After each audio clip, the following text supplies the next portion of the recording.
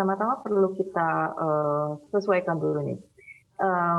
The Fed itu melakukan langkah-langkah penguatan suku bunganya karena mereka inflasinya tinggi di angka 9,1.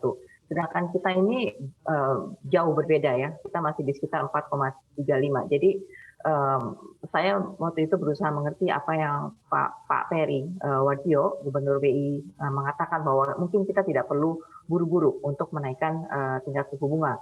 Cuman karena belakangan inflasi kita itu sudah semakin naik dan juga adanya mungkin memikirkan juga beban yang dialami oleh para pengusaha terkait nilai tukar rupiah, nah USD ini.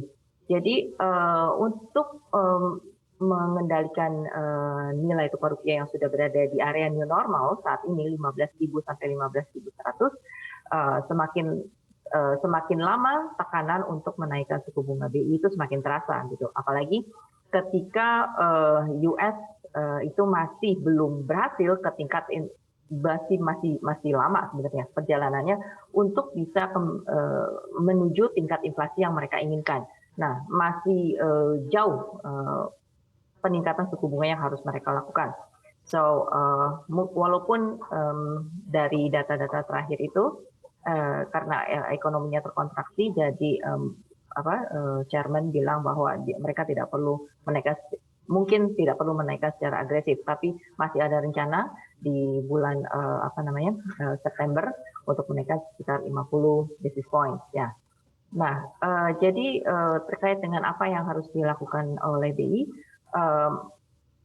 mereka mulai mempertimbangkan untuk menaikkan sekitar 100 basis point, tapi keputusannya belum difinalisasi memang. Selainnya BI memang sudah melakukan langkah-langkah yang kurang lebih sama gitu ya dengan menaikkan suku bunga. Jadi ada pengetatan GWM, kemudian juga mereka intervensi di SBN dan intervensi di nilai tukar USD, dan juga jangan lupa bahwa ada langkah ketiga yaitu mengurangi ketergantungan penggunaan USD dengan cara menetapkan local currency settlement. Jadi untuk perdagangan atau investasi dengan beberapa negara tetangga yang sudah cukup aktif gitu nilai transaksinya, kita tidak lagi menggunakan mata uang USD, melainkan menggunakan mata uang negara tersebut. Contohnya adalah dengan China, perdagangan dan investasi kita berlangsung dalam mata uang yuan. Itu cara-cara yang bisa dilakukan juga ya oleh Bank Indonesia tentunya untuk menstabilkan nilai tukar rupiah. Kemudian dari Bu Yekti, seperti apa tanggapan Anda begitu terkait dengan urgensi dari Bank Indonesia untuk menaikkan suku bunga acuan hingga 100 basis point di akhir tahun 2022? Iya, kalau dari kita kami melihat langkah itu cukup positif apabila Bank Indonesia ingin menaikkan suku bunga acuan. Namun kami memang melihat angka kenaikan ini kami nilai mungkin Bank Indonesia hanya menaikkan dalam nilai yang terbatas.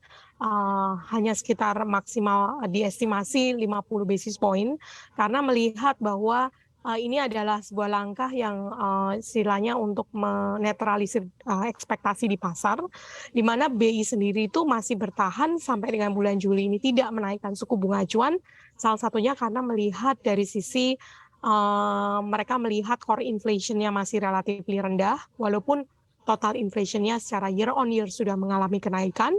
Kemudian yang kedua melihat dari sisi surplus trade balance sehingga bisa menopang pergerakan rupiah.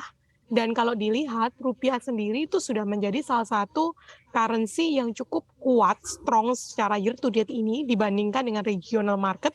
Even dengan kenaikan The Fed yang sudah mencapai 225 basis point ini, kita belum menaikkan 25 basis point pun di market. Jadi kita melihat nampaknya BI cukup optimis bahwa mereka bisa menjaga supaya tetap pemulihan ekonomi tetap dijaga, karena Indonesia juga baru mengalami pemulihan dari masa pandemi COVID-19.